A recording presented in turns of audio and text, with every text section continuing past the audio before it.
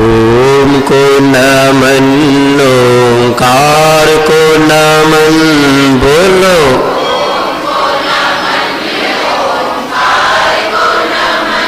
अरिहंत को नमन, सिद्ध प्रभु को नमन।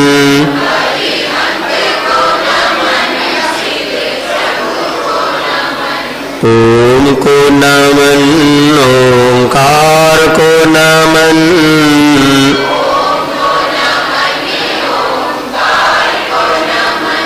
आचार्य को नमन, उपाध्याय को नमन।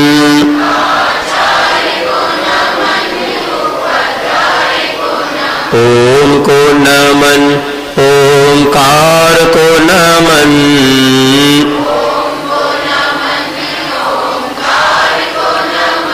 सर्व साधु को नमन, जैन धर्म को नमन।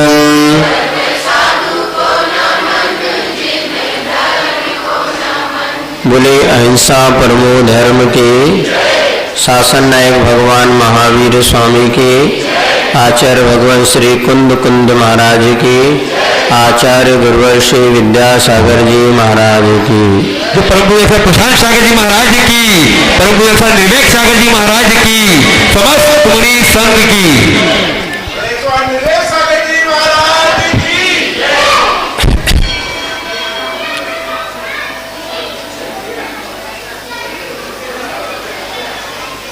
प्रवाहमान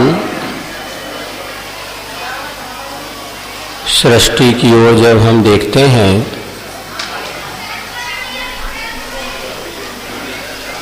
सो अनंत जीवों में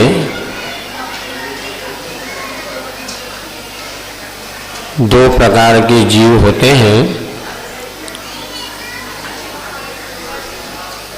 संसारी जीव और मुक्त जीव।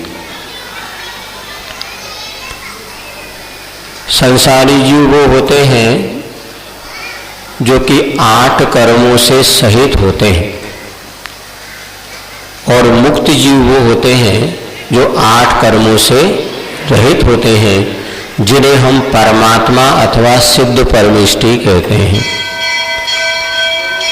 संसारी जीव में भी कुछ जीव ऐसे होते हैं जो कि भगवान बन सकते हैं, और कुछ जीव ऐसे होते हैं जो कि भगवान बन ही नहीं सकते। जो भगवान बन सकते हैं ऐसे जीवों को क्या कहते हैं? भव्य जीव कहा जाता है। और जो भगवान नहीं बन सकते वो जीव कौन से कहलाते हैं? अभव्य। और यह भी एक विचित्रता है कि भव्य जीव कभी अभव्य नहीं बन सकता और अभव्य कभी भव्य नहीं बन सकता। ये पारिणामिक भाव है, किसी कर्मों पर आधारित नहीं है। यह एक स्वभाव है कि कभी भी अभव्य भव्य नहीं बनेगा, भले वो मुनि बन जाए। क्या कहा? अभव्य जीव भी मुनि व्रत को धारण कर सकता है। अर्थ इतना ही समझना कि भीतरी क्षमता का, योग्यता का अभाव और सद्भाव पर भव्य और अभव्यपना आधारित है। एक वह पेड़ पौधा भव्य हो सकता है जिसके पास उपादान क्षमता है, भव्यत्व जिसके भीतर है, वह पेड़ आगे जाकर के भगवान भी बन सकता है। और एक व्यक्ति ऐसा है जिसने मुनि पद तो धारण कर लिया, किंतु भीतर से उसके पास वो उपादान क्षमता नहीं है कि वो भगवान बने, फिर मुनि जो बन गया। आचार्य कहते धम्मम भोग निमित्तम। मुनि पदवी अंगीकार किया तो इस उद्देश्य को लेकर के कि हमें इस पद को प्राप्त करने के बाद ख्याति, पूजा, लाभ मिलेगा। मुनि बनने के बाद लोगों के बीच में हमारी पूज्यता का भाव आ जाएगा, सम्मान का भाव आ जाएगा। आचार्य कहते मूड़ मुड़ाते 3 गुण, सिर की मिट गई खाज, खाने को लड्डू मिले और लोग कहे महाराज, तो भैया फायदा है कि नहीं महाराज बनने में? इतना तो फायदा है। अरे मोक्ष मिले ना मिले, किंतु कम से कम इस प्रकार से मान सम्मान और बढ़िया भोजन पानी महाराज बनने के बाद बढ़िया मिलता है नहीं मिलता? बताओ। पता जब चलता है जब महाराज बन जाओ। अभी तो अपने हाथ से जैसा मन चाहा वैसा ले सकते हैं, किंतु महाराज बनने के बाद मन चाहा मिलेगा क्या? अब बताओ, जैसा महाराज चाहते हैं वैसा आप देते कि जो आपको अच्छा लगता वो आप देते हैं? जो श्रावक को अच्छा लगता है वो महाराज को देना चाहता है कि जो महाराज को अच्छा लगता वो देना चाहता है? बताओ। बस मन चाहा नहीं मिलता। हम लोग जब छोटे थे उस समय महाराज के आहार देखने जाते थे, और आहार देखने जाते तो ये देखने में जाता है महाराज जी क्या ले रहे हैं, क्या खा रहे हैं, तो लगता था महाराज बनने में तो बड़े फायदे हैं।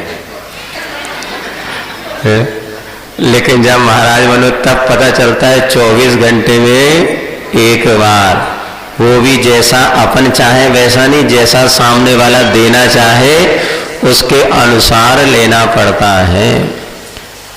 आज हमारे जीवन में हम बहुत सी धार्मिक क्रियाएं करते हैं, किंतु उद्देश्य सबका भिन्न भिन्न हुआ करता है।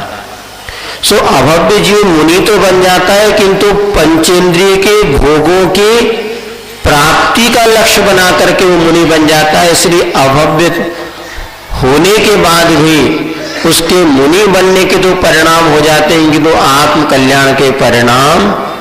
इसलिए मुनि बनना अलग है और मुनित्व आत्महित का भाव लेकर के मुनि बनना अलग है। सो ऐसे दो प्रकार के जो जीव होते हैं, एक वह भव्य जीव जो कि मोक्ष जा सकता है, भगवान बन सकता है, और ऐसा भव्य जीव जब आत्म कल्याण के लिए पुरुषार्थ करता है, जब भगवान बनने के लिए पुरुषार्थ करता है, वह पुरुषार्थ उसका कैसे सार्थक होता है, इसी की चर्चा करते हुए मूक माटी महाकाव्य प्रारंभ किया गया। और वह सरिता तट के किनारे पड़ी हुई माटी जो सदियों से कष्ट और पीड़ाओं को सहन कर रही थी, और आज उसके मन में ऐसे भाव जागृत हुए कि अपनी पीड़ा को किसी के सामने व्यक्त करूं। ये निश्चित है, अपने दिल का दुखड़ा किसी को सुना दो तो मन हल्का हो जाता है। कई बार रोने से भी मन हल्का हो जाता, होता नहीं होता है? हाँ, किसी को अपने दिल की बात सुना दो तो मन बड़ा हल्का हो जाता है। मार्ग मिले अथवा ना मिले, कुछ समाधान मिले अथवा ना मिले, किंतु अपना दुख हमने दूसरों को सुना दिया। सो निश्चित यहाँ पर माटी ने सोचा कि मैं अपनी पीड़ा किसके सामने व्यक्त करूं, तो मां धरती के सामने उसने अपने भावों को व्यक्त किया। सो कल अपन ने पढ़ा था, पेज नंबर 4 निकाल लीजिए। वह सरिता तट की माटी अपना हृदय खोलती है मां धरती के सम्मुख। स्वयं पतिता हूं और पातिता हूं, औरों से अधम पापियों से पद दलिता हूं मां। वैसे ही कर्म के उदय से मुझे यह दशा मिली और लोगों ने मुझे अपने पैरों से रौंद दिया और मुझे पैरों से पद दलित बना दिया। मेरा जीवन सुख मुक्ता हूं, दुख युक्ता हूं, तिरस्कृत त्यक्ता हूं मां। सुख से रहित मेरा जीवन है। इस जीवन में थोड़ा सा भी आज तक मुझे सुख की अनुभूति नहीं हुई, और दुख से ही मेरा जीवन भरा हुआ है। वास्तव में देखा जाए तो हर संसारी प्राणी के जीवन में सुख बहुत कम होता है और दुख बहुत ज्यादा। और इस पंचम काल में, क्या नाम है इस पंचम काल का? दुखमा काल। इसमें तो सुख है ही नहीं। फिर महाराज हम सब लोग इतना पुरुषार्थ कर रहे हैं, क्या हमारा पुरुषार्थ बेकार है? बेकार तो नहीं है, लेकिन इतना जरूर है, सिर का बोझ कंधे पर आ गया। क्यों भैया, बुखार कैसा है? ठीक है, ठीक है। हाँ, पहले जो 106 डिग्री था ना, अब 100 डिग्री बचा है। क्या कहा? 106 डिग्री जो बुखार था, 100 डिग्री अगर हो गया तो आप कहते स्वास्थ्य कैसा है? पहले से तो बुखार पूरी तरह चला गया क्या? नहीं गया। इसी तरह आज हम लोगों के जीवन में जो सुख है वो सुख नहीं है, दुख की कमी है, सो हमें सुख जैसा लगता है। तो वास्तव में यहाँ पर यही बात वह माटी कह रही है कि सुख मुक्ता हूँ और दुख युक्ता हूँ, तिरस्कृत त्यक्ता हूँ माँ, और लोगों के द्वारा मैं तिरस्कृत की गई हूँ। किसी ने भी मुझे प्यार से स्वीकारा नहीं, किंतु हमेशा दुत्कार ही दुत्कार मिली है। मेरी पीड़ा अव्यक्ता और व्यक्त करूं भी किसके सामने? कौन मेरी यहाँ पर पीड़ा को सुनने वाला है? क्योंकि पहली बात तो कोई आपका दुखड़ा सुन ले, यही बहुत कठिन है। तो किसके सामने अपना दुख सुनाऊं? क्रमहीना हूं और पराक्रम से रीता विपरीता इसकी भाग्य रेखा। ऐसा पुण्य ही नहीं है कि मैं कोई पुरुषार्थ कर सकूं। क्रम यानी पैरों से रहित है और कोई मैं पुरुषार्थ भी नहीं कर सकती। ऐसा विपरीत मेरी भाग्य रेखा अर्थात पुण्यहीन मेरा जीवन है। यातनाएं, पीड़ाएं, ये कितनी तरह की वेदनाएं, कितनी और आगे कब तक पता नहीं इनकी छोर है या पता नहीं। आज मैं जिन कष्टों को सहते आ रही हूं, आगे उन कष्टों का कहीं कोई समापन है कि भी नहीं। मुझे कुछ भी समझ में नहीं आ रहा कि वास्तव में कहीं अंत है भी कि नहीं।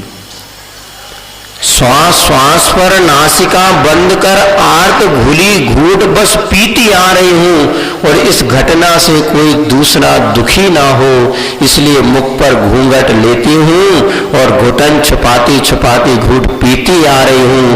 केवल कहने को जीती आ रही हूं। वह माटी कहती है, वास्तव में मैं जीना नहीं चाहती इस दुनिया में, अब इसमें संसार में रहना नहीं चाहती, किंतु क्या करूं? ये जो दुख की घूंट मुझे मिल रही है, पी लेती हूं, बस मेरे दुख से कोई दूसरे दुखी ना हो, इसलिए मुख पर घूंघट ले लेती हूं, भीतर ही भीतर उस घूंट को पी लेती हूं, लेकिन सामने वाला दुखी ना हो, इसलिए मैं मात जी रही हूं, किंतु वास्तव में जीना नहीं चाहती। कई बार ऐसी दशा होती है गृहस्थाश्रम में कि माँ रोना भी चाहती है, लेकिन अगर अभी मैं रो लूं तो बच्चे और रोने लग जाएंगे, इसलिए माँ स्वयं अपना रोना छुपा लेती है कि मेरी वजह से किसी दूसरे को दुख ना हो। सो यही बात माटी यहाँ पर कह रही है। फिर कहती है, इस पर्याय की इति कब होगी, इस काया की च्युति कब होगी, बता दो माँ। यह जो पर्याय किसे कहते हैं?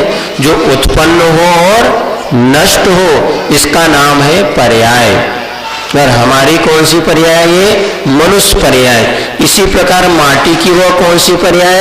एक इंद्रिय स्थावर रूप पृथ्वी की वो पर्याय है। तो माटी निवेदन करती है माँ धरती के सम्मुख कि मेरी इस पर्याय की इति माने समापन कब होगा, और इस काया की च्युति कब होगी, अर्थात ये शरीर मुझसे कब छूटेगा।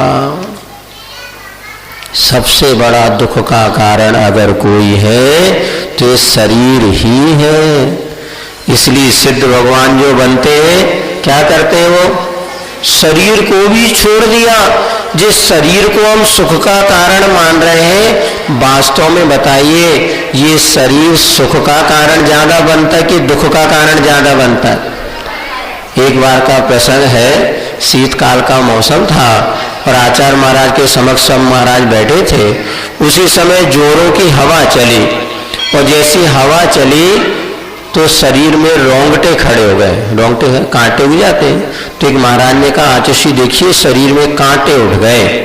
तब आचार्य ने जवाब दिया, शरीर में कांटे उठते, फूल नहीं उठते।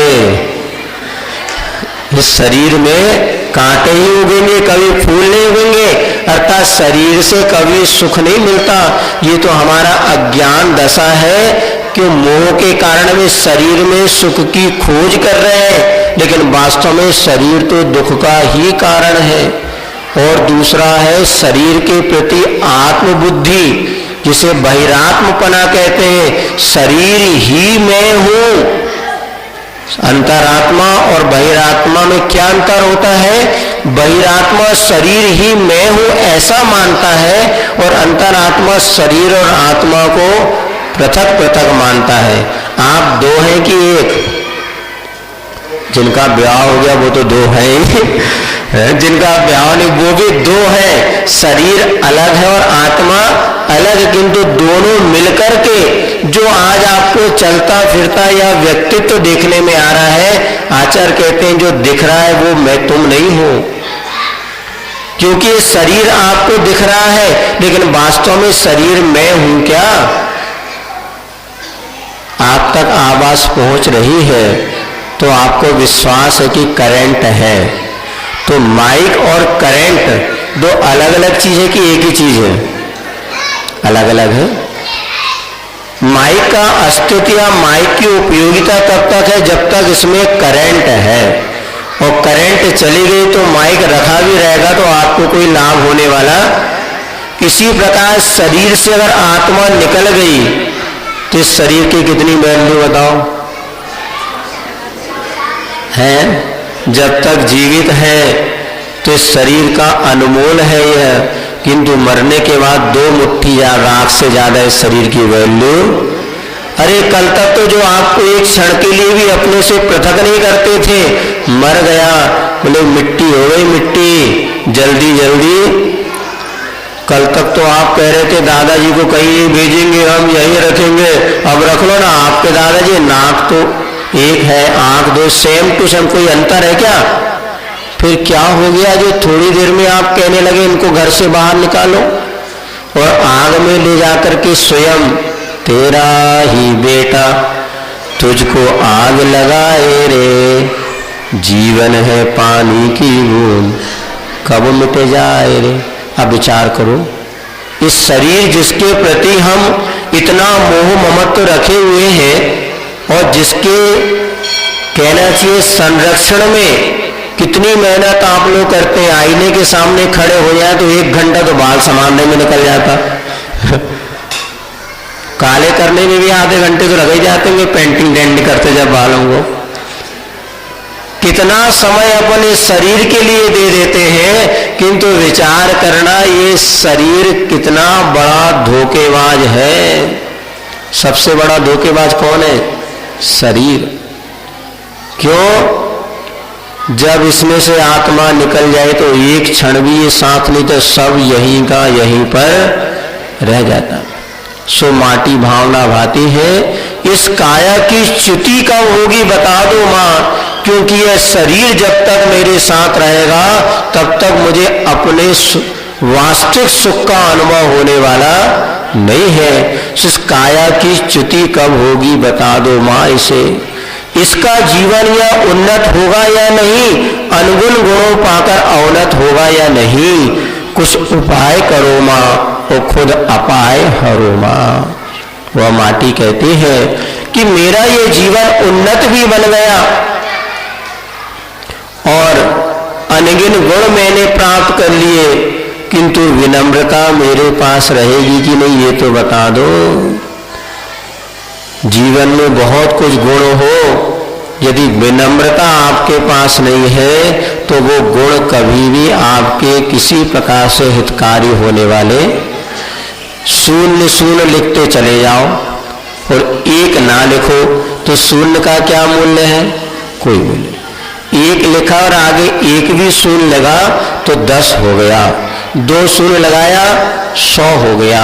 एक एक शून्य बढ़ता चला जाएगा तो कई गुना उसका महत्व बढ़ता चला जाएगा।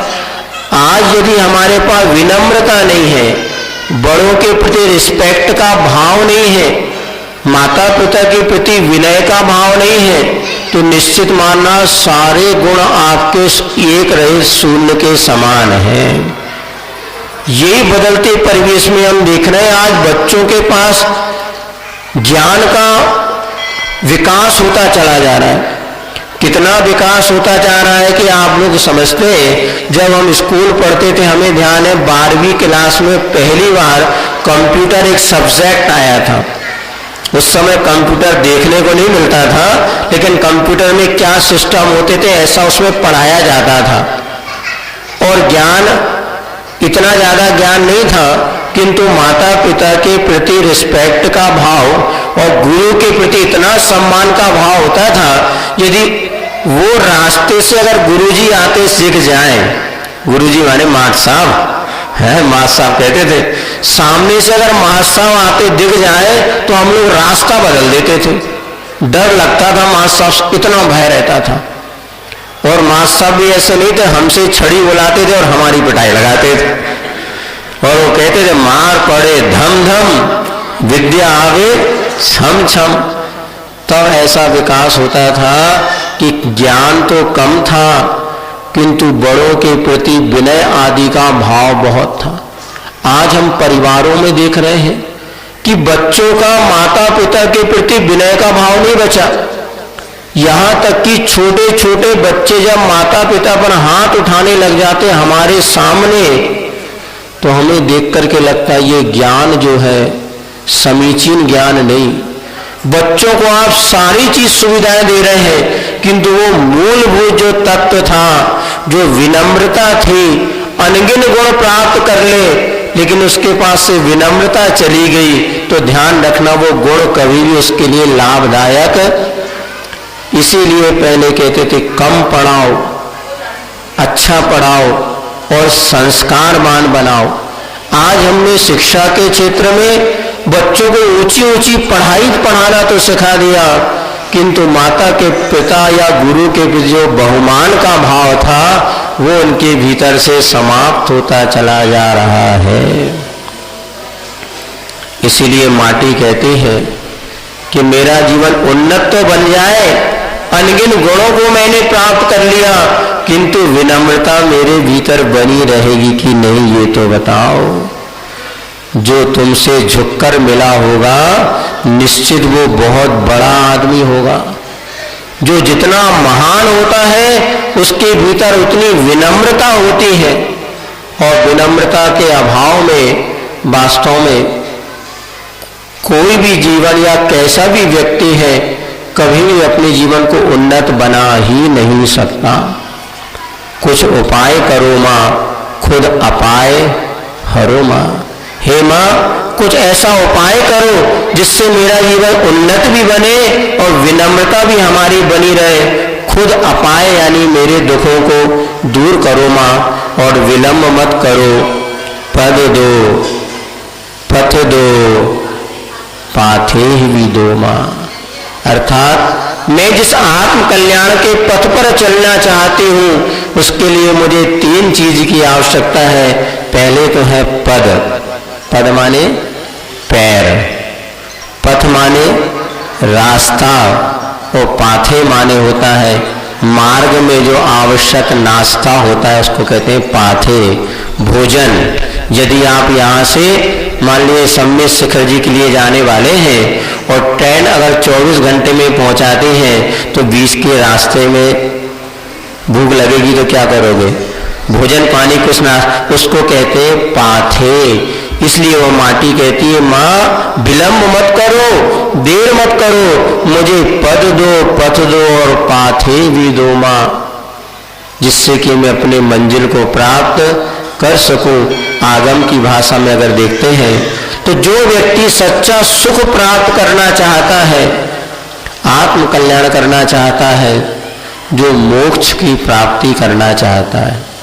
मोक्ष किसे कहते हैं? मोक्ष कोई स्थान का नाम नहीं है, सारे के सारे बंधनों से छूट जाना अथवा सारे के सारे दुखों का समाप्त हो जाना, इसका नाम है मोक्ष। मोक्ष कोई ऊपर नहीं है, मोक्ष यहीं पर है जो स्थान बनते हैं आठों कर्मों को यहीं पर इन्होंने नष्ट कर दिया, तो यहीं पर मोक्ष की उनको प्राप्ति हो गई। अब कहां पर रहेंगे? तो एक समय में वो सप्तराजु जो अंतिम तनु बात वाले है, वहां पर जाकर के वो टिक जाते हैं। उससे आगे जाने की क्षमता तो है, किंतु धर्मास्ति काय का भाव होने से सिद्ध परमिष्टि वहां पर रुक जाते हैं। मोक्ष कोई स्थान का नाम नहीं है, कोई वस्तु का नाम नहीं है, लेकिन कर्मों का अभाव, दुखों का अभाव हो जाना सो मोक्ष है। आज भी हमें मोक्ष हो सकता है, पूरा मोक्ष से तो आधा अधूरा मोक्ष हो जाए। जितना हम दुखों से बचते चले जाएंगे, उतने हम मोक्ष के निकट हैं। तो यहां पर वही माटी कहती है, विलंब मत करो, पद पथ और पाथे आगम की भाषा में कहा है, सम्यक दर्शन ज्ञान चारित्राणी मोक्ष मार्ग। ये मोक्ष का मार्ग है, मोक्ष नहीं। मोक्ष तो संसार के दुखों का अभाव, वो अभाव कैसे होगा? सम्यक दर्शन, सच्ची श्रद्धा आस्था, दूसरा सम्यक ज्ञान, अर्थात वह जिस मार्ग पर हमें चलना है उसकी सही सही जानकारी, और सम्यक चारित्र यानी होता है 5 पाप का अभाव, पाप का त्याग, इसे कहते हैं चारित्र। तो पद का अर्थ यहां पर हो गया वह हमारे लिए चारित्र। पद का अर्थ यहां पे क्या लेना? चारित्र। पथ का अर्थ क्या हो गया? श्रद्धा। और पाथे का अर्थ हो गया सम्यक ज्ञान, सम्यक दर्शन, सम्यक ज्ञान, सम्यक चारित्र। ये तीनों के अभाव में कभी भी हमें सच्चा सुख प्राप्त नहीं हो सकता। जैसे व्यवहारिक जीवन में आपको रास्ता अच्छा चाहिए, पैरों में ताकत चाहिए और रास्ते में भोजन चाहिए। जब ये 3 चीज आपके पास होती है, आप मंजिल को प्राप्त कर लेते हैं। 3 में एक का भी अभाव हो जाएगा तो मंजिल मिलने वाली। मात्र सम्यक दर्शन और सम्यक ज्ञान से भला नहीं होता, किंतु आचरण को भी हमें अपने जीवन में लाना होगा। तो पद दो, पथ दो, पाथे भी दो माँ, इसमें एक एक विषय ऐसा है कि बहुत सारा व्याख्यान उसमें किया जा सकता है, किंतु हम यही सोच रहे हैं एक शब्द भी व्याख्यान कर देंगे तो आगे मुख माटी कैसे पूरी होगी।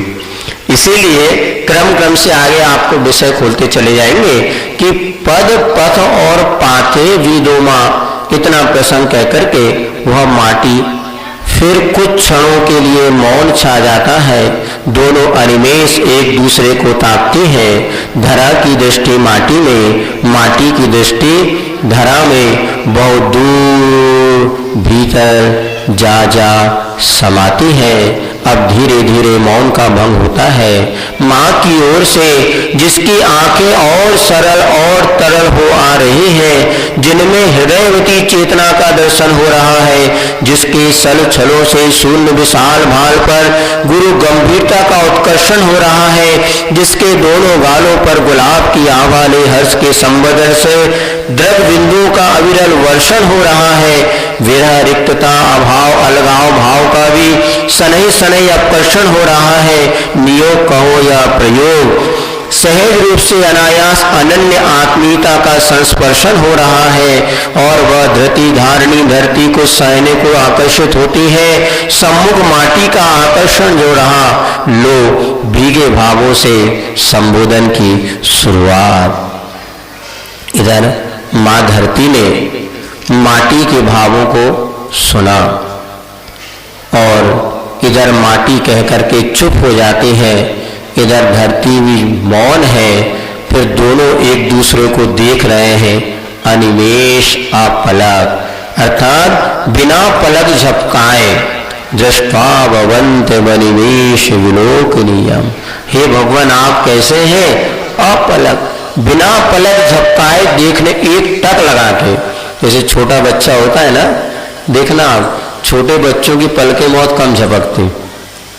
छोटे बच्चे होते जब अभी आपको देख रहे हैं टिक टक लगा के देखते हैं, वो दुनिया में आए ना तो आपको पहचानने का प्रयास करते हैं। अपनी पलकें उतनी देर में 5-4 बार झपक जाएगी, किंतु छोटे बच्चों की उनकी पलकें ज्यादा नहीं झपकती। वो अनिमेष वहां जो है देख रहे हैं, दोनों अनिमेष एक दूसरे को ताकती हैं। ताकते माने देखती हैं। धरा की दृष्टि माटी में और माटी की दृष्टि धरा में, और बहुत दूर भीतर जा जा समाती हैं। एक दूसरे के भीतर वो पहुंच रहे हैं, भावों के माध्यम से एक दूसरे की निकटता को प्राप्त कर रही है। और अब धीरे धीरे मौन का भंग होता है माँ की ओर से। अब देखो, माटी तो हो गई बेटा और धरती हो गई माँ। दूसरे तरीके से हम देखें तो गुरु और शिष्य भी कहा जा सकता है, क्योंकि गुरु भी बदलते रहते। प्रथम चरण में बच्चे की गुरु कौन होती है? माँ। थोड़ा और बड़ा हो गया, स्कूलों में पढ़ाने वाले शिक्षक गुरु हो गए, और आगे मोक्ष मार्ग में बढ़ गया या धार्मिक दृष्टिकोण से देखते हैं तो पंच परमेष्ठी गुरु हो गए।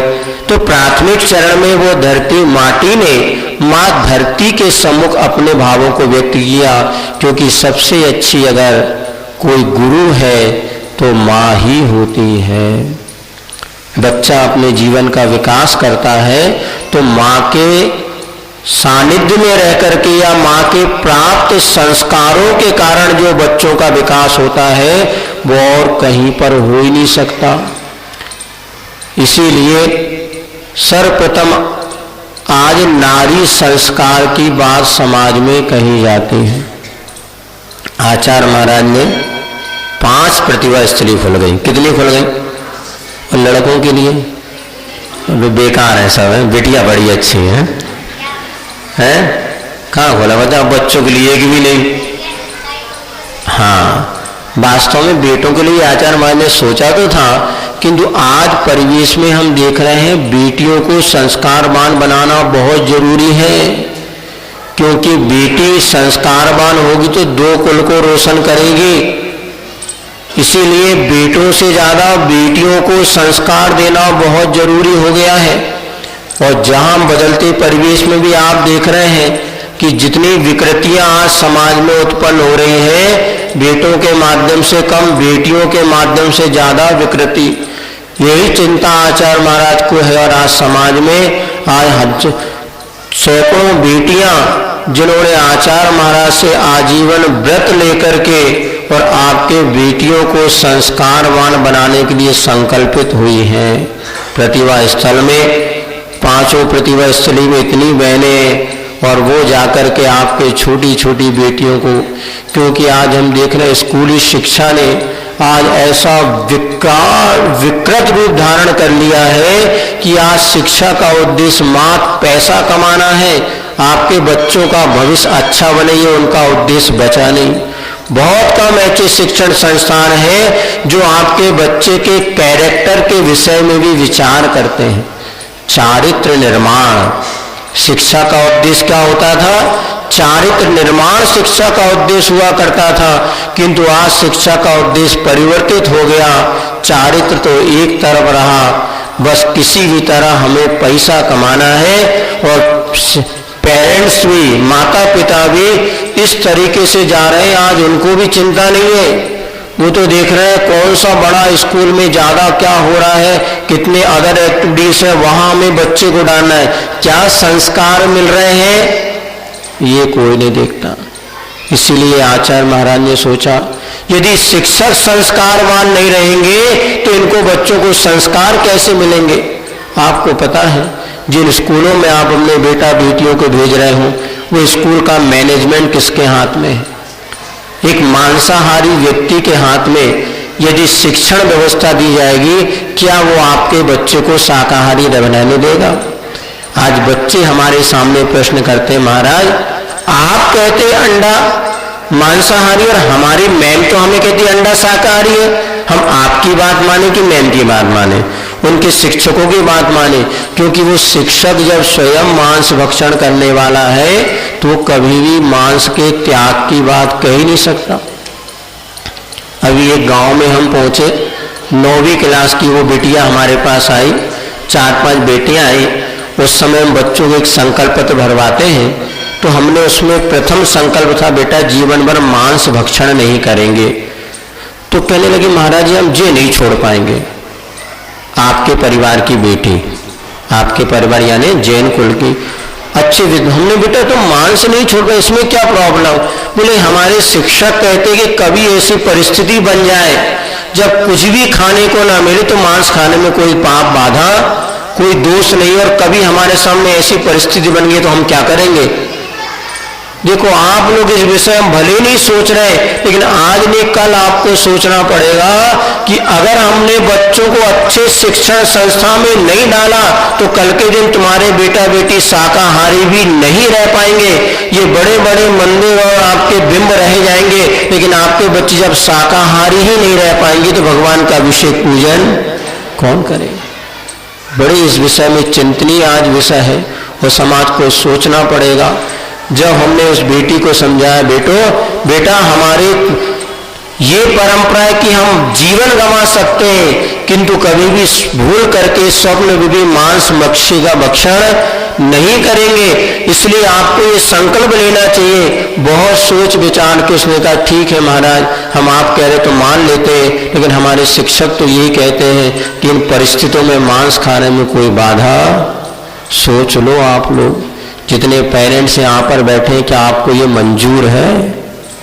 जहां आप स्कूल में जन्म लिया, जहां पानी भी छान करके पिया जाता है और एक चींटी की भी हत्या करने के विषय में वहां सामने जैनी बच्चा 10 बार सोचता है, किंतु ऐसी शिक्षा आज आपको दिला रहे हैं आप लोग, जहां पर कि बच्चों के संस्कार की बात नहीं बताई जाती, जीव दया की बात नहीं बताई जाती, माता पिता के प्रति रिस्पेक्ट की बात नहीं। अभी हम भोपाल में वर्षा योग के समय एक श्राविका हमारे पास आई, बोले हमने अपने बच्चों को स्कूल से निकाला।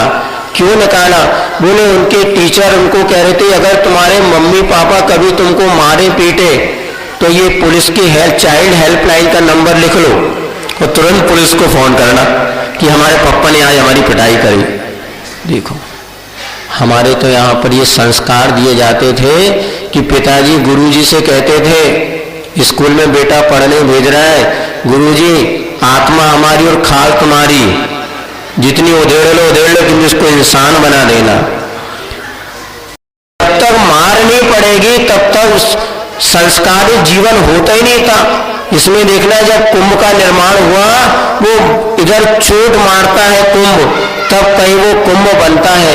बात जरूर है भीतर हाथ पसार के बाहर मारे। इसलिए हमारा कहना है कि माँ प्राथमिक गुरु हुआ करती है, आज माँ भी बिगड़ गई। सबसे बड़ी बात तो मम्मियां ही आज बच्चों के पतन का कारण बन रही। माँ ने अपने जीवन को इतने फैशनेबल बना लिया, व्हाट्सएप और इससे जोड़ लिया कि माँ आज बच्चों के संस्कार के विषय में नहीं सोचती। माँ तो आज ये सोच रही है अगर मेरी जेठानी की बेटी अगर मान लीजिए किसी अच्छे स्कूल में पढ़ रही है तो देवरानी की सादे स्कूल में कैसे पढ़ सकती है? यदि वो इंग्लिश मीडियम में है तो हमारे बच्चे हिंदी मीडियम में कैसे पढ़ सकते? आज दिखावा की जिंदगी ज्यादा हो गई है। माताओं से हमारा कहना है आप बच्चों की प्रथम गुरु हैं, इसीलिए ऐसे दिखावा की जिंदगी मत जियो। एक माँ का थोड़ा सा प्रमाद अभिमन्यु की हत्या का कारण बन गया। यदि माँ जब अर्जुन सुभद्रा को चक्रव्यूह में प्रवेश होने की बात सुना रहे थे और सुभद्रा सुन रही थी और थोड़ी देर के लिए प्रमाद आ गया, झपकी लग गई, प्रवेश करना तो उसने सुन लिया किंतु चक्रव्यूह से बाहर कैसे निकलना वो सुभद्रा नहीं सुन पाई। और वह जो अर्जुन सुना रहा था उसके गर्भस्थ में जो अभिमन्यु था वो उस बात को पूरी की पूरी सुन रहा था। इसलिए ये मत समझना कि बच्चे बड़े हो जाए फिर संस्कार दे, नहीं, बच्चों को जन्म गर्भ से ही संस्कार दिए जाते हैं। और यहाँ तक कि पंच कल्याणक महोत्सव में गर्भ कल्याणक के लिए कितने दिन? 2 दिन। जन्म कल्याणक 1 दिन में निपट गया दीक्षा उत्साह, लेकिन गर्भ कल्याण के लिए 2 दिन, क्योंकि जब बच्चा माँ के गर्भ में आने वाला है, ये हंसी खेल नहीं। पति पत्नी बनना फिर भी पुण्य की बात है, किंतु माता पिता बनना बहुत बड़ी साधना हुआ करती है। जब अपनी वासनाओं पुण्य का त्याग करते हैं, तब कहीं जाके माता पिता बनते, और माता पिता पूजनी पद हुआ करता है। माता पे पूजनी माँ, पूजनी पिता। पति पत्नी कभी पूजनी नहीं होते, लेकिन माता पिता पूजनी होते हैं, क्योंकि माँ बनना एक साधना है। और जैसी कोई स्त्री माँ बनती है, गर्भ धारण करती है, कैसे संस्कार होना चाहिए, इसके विषय में आप देखो। वो थोड़ी सी सुभद्रा का प्रमाद, अभिमन्यु का जन्म हो गया, महाभारत के युद्ध में कुरुक्षेत्र में प्रवेश तो कर गया, किंतु निकलने का उसको बोध नहीं हुआ, और वहीं पर वह मारा गया। माँ, अगर इसमें दोनों माँ बाप दोनों की गलती है। पहली बात तो माँ को सोना नहीं था, और दूसरी बात जो अर्जुन था ना, उसको भी देख लेना था, वो सो रही तो काहे को सुनाना था? है? अरे इतना तो देखो सामने वाला, इसलिए हम बार बार पूछे थे, सुन रहे हो, सुन रहे हो, सो रहे हो? हाँ महाराज। अर्जुन को भी थोड़ा सोचना था कि सामने यदि आप बढ़िया वहां पे क्या कहते, कुछ कुकिंग की कोई बात बताते तो पूरी ध्यान से सुनती सुभद्रा। क्या कहते ना वो रेसिपी है, कैसे ढोकला बनाना, कैसे पापड़ बनाना, कैसे कोई आइटम, तो वो अच्छे थे। अब तो युद्ध क्षेत्र की बात सुना रहे बेचारे को है। अब उसको वो भी क्या मना कर नहीं सकती, सुना रहे तो सुनो। अब उनने सुन ली और आधे देर में लग गई झपकी, और फिर भी ये सुनाते चले जा रहे हैं। तो माँ बाप दोनों की गलती रही। तो गर्भ से ही माता पिता बच्चों को संस्कारवान बनाते। इसलिए हमारा यहाँ पर कहना है, यदि एक माँ संस्कारित है तो पूरी उसकी पीढ़ी संस्कारवान बनेगी। इसीलिए यहाँ पर वह धरती माँ के सम्मुख माटी ने अपनी बात रखी, क्योंकि माँ से जितना खुल करके बेटी कह सकती है और किसी से नहीं कह। इसलिए हमारे पास एक पुस्तक रखी है, बेटी की सच्ची सहेली माँ, पढ़ने योग्य। हम उस पुस्तक को पढ़ रहे हैं, और वो जरूर शीला सलूजा करके कोई लेखिका है, पुस्तक महल का प्रकाशन है। जिनके घर में बेटियां हों वो माँ उस पुस्तक को जरूर पढ़े। आज बेटी के भटकने का कारण यही है कि वो अपनी माँ से सही बात शेयर ही नहीं कर पाती। उसके सहेली और दोस्तों को तो वो सारी बातें पता है जो कि माँ बाप को नहीं पता। वो पता जब चलता है जब पानी सिर से बाहर हो जाता है, और वो बेटी माता पिता से भी झूठ बोलने लगती है। इसलिए ध्यान, ज्यादातर बच्चों को नियम दिलाते हैं कि बेटा माँ से कभी झूठ नहीं बोलना, पिता से बोल ले। हाँ, पिता से बोल ले, परिस्थिति बने पिता से। जब बच्चा माँ से झूठ बोलने के लिए आगे आ गया, समझ लेना उसी दिन से बच्चे का पतन होना प्रारंभ हो गया। और माँ भी ऐसी सहनशील होना चाहिए कि बच्चे और बेटा बेटी यदि कोई अपनी गलत बात बता भी रहे हैं तो उसको किसी तरह से समाधान दे, ना कि उसके नकारात्मक सोच में चले आए। कई बच्चे इसलिए नहीं बताते, आज हमने मम्मी को बताया, कल से वो रोल में बैठ जाएगी, पापा को बता देगी, और स्कूल नहीं जाना, यही नहीं करना, और गड़बड़ हो जाएगा, इसलिए कुछ नहीं बताओ, चुपचाप अपने सब करते रहो। और ये बच्चों की थोड़ी सी गलती उनकी जिंदगी को किस मोड़ पर ले जाकर के खड़ा कर देती है। आज आप सब लोग सावधान इंडिया, क्राइम पेट्रोल, सिर्फ टीवी में सब आ रहा है, मोहल्ले पड़ोस में घटनाएं घट रही है, किंतु हम सोचते हमें क्या करना है। ऐसे समय में माँ ही बेटी की सबसे बढ़िया फ्रेंड्स बन सकती है। लेकिन माँ बच्चियों को उस तरह से गाइड करे, उस तरह से उनको निर्देशित करे कि बच्ची हर बात आपको बता सके और आप भी उसको पतन के मार्ग से बचा सको। क्योंकि आज चारों ओर ऐसा भौतिकता का तूफान चल रहा है, को एजुकेशन ने तो बची खुची संस्कृति को नष्ट कर दिया। लोग कहते हैं को एजुकेशन बहुत जरूरी है, क्योंकि इसके माध्यम से बेटा बेटियों में एक मैच्योरिटी कहना चाहिए, मेल जोल सब कुछ होता है। लेकिन हमारा कहना है, सुनो, जितने लोग को एजुकेशन का समर्थन कर रहे हैं और सोच रहे हैं, 90% माता पिता को एजुकेशन को अच्छा मानते हैं, किंतु हमारा उन लोगों से कहना है, आज भारत में तो अभी 15 साल पहले को एजुकेशन आया होगा। हम जब स्कूल पढ़ते थे, बेटियों का स्कूल अलग होता था, बेटों का स्कूल अलग होता था, और इतनी मर्यादा हुआ करती थी कि घरों में भी ये मर्यादा थी, टीवी वगैरह कुछ नहीं था। और उसके बाद कोई अलग अलग पढ़ने के बाद भी जो मस्ती करना तो करते थे, किंतु उतनी मर्यादा होती थी कि लड़कियों का स्कूल अलग होता था। हमें ध्यान है, हम जिस स्कूल में पढ़ते थे सामने गर्ल्स स्कूल था, और उस गर्ल्स स्कूल में एक टीचर आ गए थे जिसका अविवाहित शिक्षक, तो उस स्कूल की प्रिंसिपल जो थी उसने अविवाहित शिक्षक को अपने स्कूल में नहीं रखा। हमारे स्कूल के प्रिंसिपल से चर्चा की कि जब तक इसका विवाह नहीं होगा मैं अपने स्कूल में इसको पढ़ने के लिए नहीं रख सकती। सरकार ने भले नियुक्ति कर दी, किंतु मैं अपने स्कूल की मर्यादा जानती हूँ, इसलिए प्लीज आप अपने स्कूल में इनको रख लें, तनख्वाह तो हमारे स्कूल से मिलेगी, और यहाँ की एक लेडीज टीचर वहाँ दे दे, और जो भी कुछ हुआ हो वो सर हमें गुप्ता समय सर पढ़ाते थे। और जब जैसा उनका विवाह हुआ और उसके बाद ही वो टीचर गर्ल्स स्कूल में उस प्रिंसिपल ने पढ़ाने के लिए रखा। आज आप कहते हैं को एजुकेशन से हमारे बच्चे मैच्योर होंगे, उनके मन में जो छुपाव है, जिसको कहना चाहिए निषेध में ज्यादा आकर्षण है, जब साथ में बच्चे बच्चियां बैठते हैं पढ़ते हैं, उनकी वो निकटता उनके पाप को दबा देती है। और नहीं, आज विदेशों में को एजुकेशन कब से चल रहा है, और आज विदेशों में दुष्परिणाम देख लो। एक बेटी 18 साल तक पहुंचने के पहले कई बेटियां 10 बार मां बन चुकी होती हैं। आज विदेशों की आप दुर्दशा देखो। हमारे यहाँ पर भारत में जो बेटी बेटियों की अलग अलग शिक्षा थी, इसका ये परिणाम होता था, एक परिपक्वता आने के बाद जब वो आगे मिलते थे तो कम से कम उनका ब्रह्मचर्य आश्रम सुरक्षित रहता था। आज खेद की बात है कि 18 वर्ष की उम्र तक पहुंचते पहुंचते 50% से ज्यादा बेटा बेटी अपने आचरण को खो चुके होते। हमारे यहाँ ब्रह्मचर्य आश्रम माना जाता था। इसीलिए वास्तव में जो बेटा बेटियों की अलग अलग शिक्षा व्यवस्था होती थी, एक उम्र के बाद निश्चित ही एक हार्मोन्स डेवलप होते हैं जिसके माध्यम से विपरीत लिंग के प्रति आकर्षण का भाव होता है, नेचुरल है। लेकिन इसके बाद भी एक मर्यादा होती थी। तो 18 वर्ष की उम्र तक जब लड़के लड़कियां अलग पढ़ते थे, अलग शिक्षा प्राप्त करते थे, उसके बाद योग हो जाते थे, तब एक अलग बात होती थी। हम कहना जो को एजुकेशन का समर्थन कर रहे हैं और उसको बहुत अच्छा मान रहे हैं, ये बताओ क्या 18 साल के पहले कोई बेटा बेटी वोट क्यों नहीं डाल सकता? जब आप बच्चों को इतने योग्य समझ रहे हैं, नहीं 18 साल के पहले वोट डालने का अधिकार नहीं।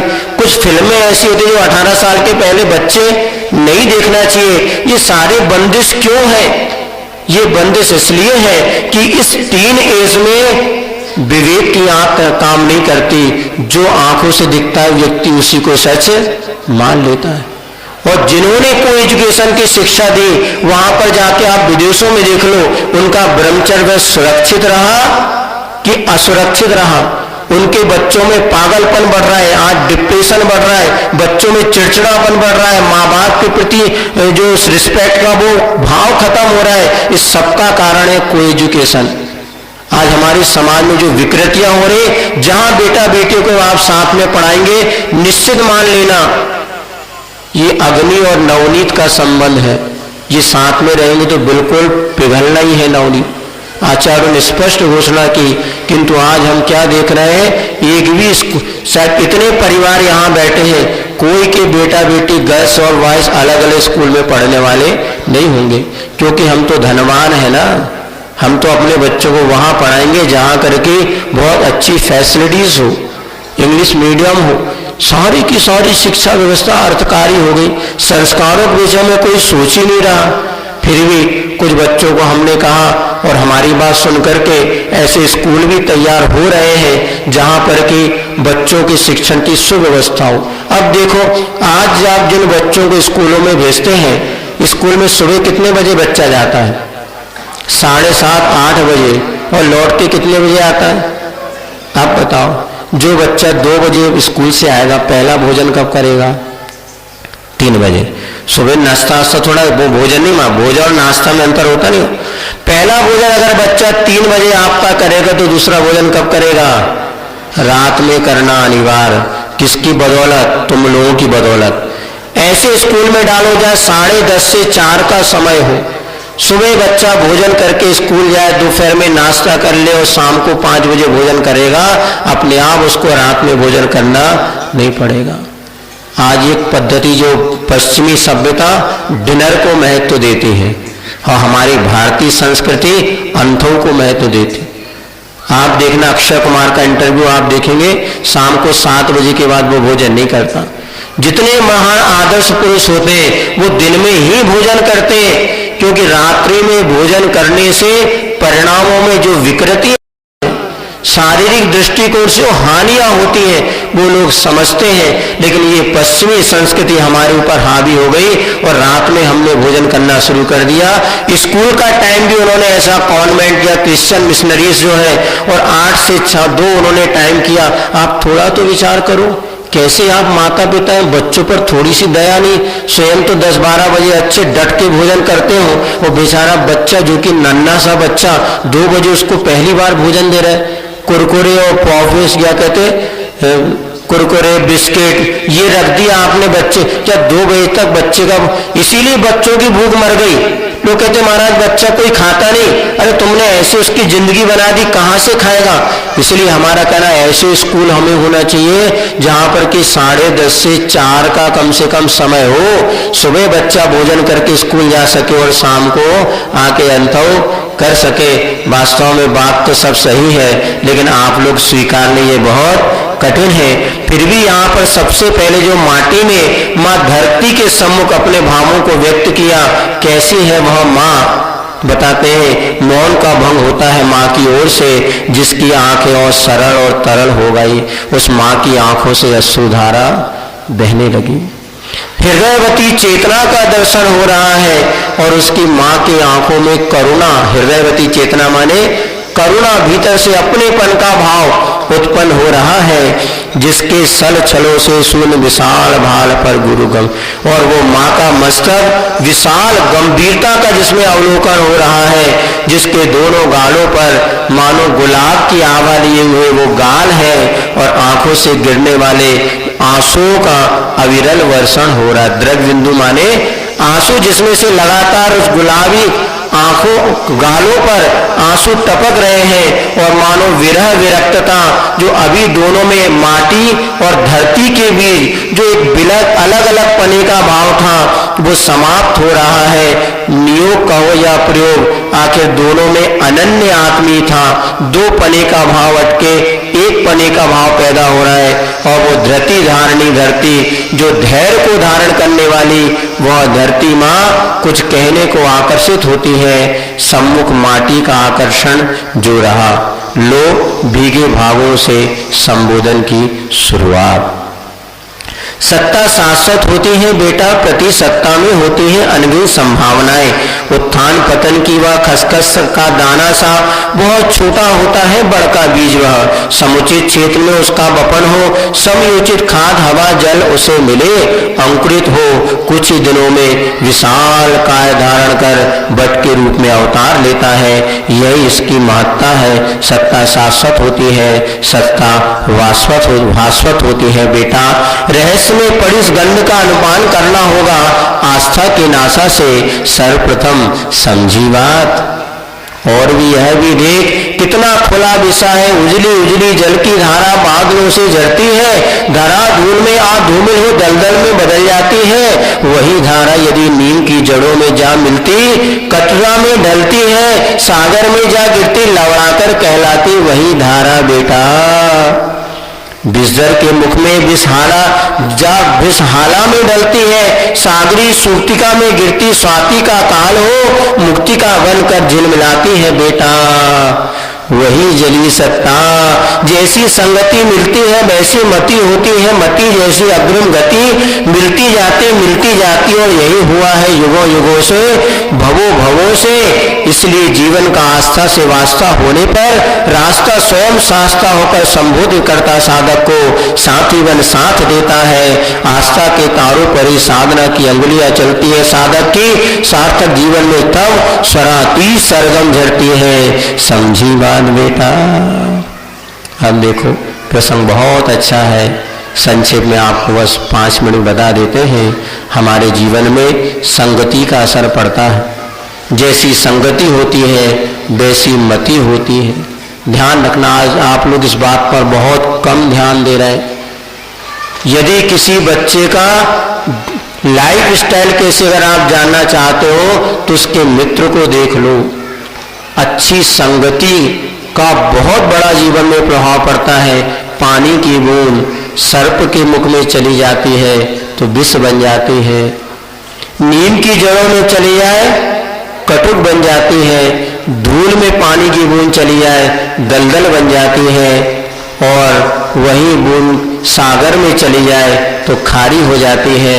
आम के पेड़ में चली जाए, गन्ने के पेड़ में चली जाए तो वही पानी मधुर हो जाता है। और स्वाति का काल हो और सीप के मुख में चली जाए तो वही पानी की बूंद मोती बनकर के झिलमिलाती है। हाँ, वो सब रहस्य कल बताएंगे आपको।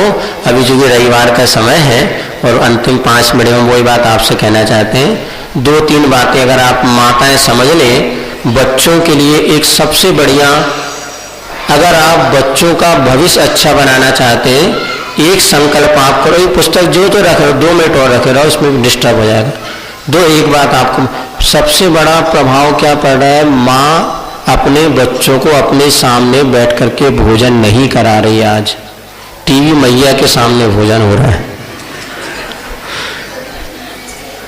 एक नीति है, रास्ता चलना सही चाहे फेर हो, काम करना चाहे देर हो, भोजन करना माँ के हाथ का चाहे जहर हो, और सलाह लेना भाई से चाहे बैर हो। फिर कभी इस पर व्याख्यान करेंगे। वर्तमान में एक ही पॉइंट मुख आपको बता रहे हैं आज का दिन, कि भोजन करना माँ के हाथ से चाहे जहर हो। इसलिए माँ अगर जहर भी खिलाएगी ना तो बच्चे के लिए अमृत बन जाएगा। इसलिए पहले हम लोग को ध्यान है, सामने बैठ कर के माँ भोजन कराती थी। जब बच्चों के आई कांटेक्ट को अपन कहते हैं, माँ की आंखों बच्चों की आंखों से जुड़ना चाहिए, तब माँ जो प्रेम बच्चों के प्रति परोसती बरसाती है, वो 2 रोटी भी खाएगा तो शरीर पनपता है। आज टीवी के सामने बैठा दिया तुमने, 4 रोटी खा ली, माँ खुश हो गई, लेकिन ध्यान ये 4 रोटी में मल ही बनेगा, उसका रक्त और खून इस माँ से बनने वाला नहीं। इसलिए बच्चों को अपने सामने बैठ करके भोजन कराओ। हर महिला का एक नियम होना चाहिए, सुनो वो माताओं, हर महिलाओं का एक नियम होना चाहिए, अपने बच्चे और पतिदेव को हम अपनी आंखों के सामने बैठ के भोजन कराएंगे। टीवी के सामने भोजन करेंगे तो हम उस दिन भोजन नहीं करेंगे। सुन लो, महाराज बच्चे नहीं मानते, वो नहीं मानते, ठीक है, अब आप उनको मत सुधारो। एक नियम आप जिसको कहते हैं परिवार सुरक्षा व्रत, बहुत से व्रत आप लोग करते हैं। एक परिवार सुरक्षा व्रत आप ये करिए कि जिस दिन मेरा बेटा बेटी मेरे सामने बैठ के भोजन नहीं करेगा उस दिन मैं उपवास करूंगी। गांधी जी की माने नियम है, सूर्य नहीं दिखेगा मैं भोजन नहीं करूंगी। और आप ये नियम, मुझे विश्वास है कोई भी बच्चा इतना निर्दयी बेटा बेटी नहीं होगा, तुम उपवास करके बैठे रहो वो खाना खा ले। कोई भी पुरुष इतना निर्दयी नहीं होगा कि पत्नी उपवास कर ले वो खाना खा ले। एक दिन अगर हो जाए कोई बात नहीं, लेकिन तुमने यदि ये दृढ़ संकल्प ले लिया, बेटा मैं तो आज महाराज के पास से नियम लेकर के आई हूं कि तुझे सामने बैठा के भोजन करूंगी। यदि तू कहता टीवी के सामने करूंगा, ठीक है मैं जो तेरे परहेज देती हूँ, किंतु मेरा आज उपवास रहेगा, ध्यान रखना। 3 बार बता करके, चुपके से नहीं, बेटा मैं उपवास कर लेती हूँ, तू टीवी के सामने खा ले। शायद हमारे ख्याल से बच्चा भले कहे, जहां अगर पता चल जाए मम्मी ने शाम तक भोजन नहीं किया, उसका सारा का सारा अस्थि पंजर हिल जाएगा। परिवार पूरा हिल जाएगा कि माँ ने आज सुबह से भोजन क्यों नहीं किया, क्योंकि बेटा ने और बेटी ने उसके सामने बैठ करके भोजन, आज महाराज ने नियम दिया था कि पतिदेव को सामने बैठा के भोजन करना। वो कहते टीवी सामने ले आओ, देख लो, मैं ले आऊंगी, मैं भोजन नहीं करूंगी। एक नियम करके देखो, परिवार आपका प्रथम, आज एक बिंदु आपको, वैसे बहुत सारे पॉइंट समय समय पर देंगे, आज एक परिवार सुरक्षा, यहाँ से परिवार को संस्कारित और सुरक्षित करने की पहल आज अपन प्रारंभ करते हैं। और जितनी महिलाएं यहाँ बैठी हैं जिनके पतिदेव या बच्चे घर में हैं, वो नियम ले ले कि आज के दिन यदि वो हमारे सामने बैठ के भोजन नहीं करेंगे तो हम उपवास करेंगे।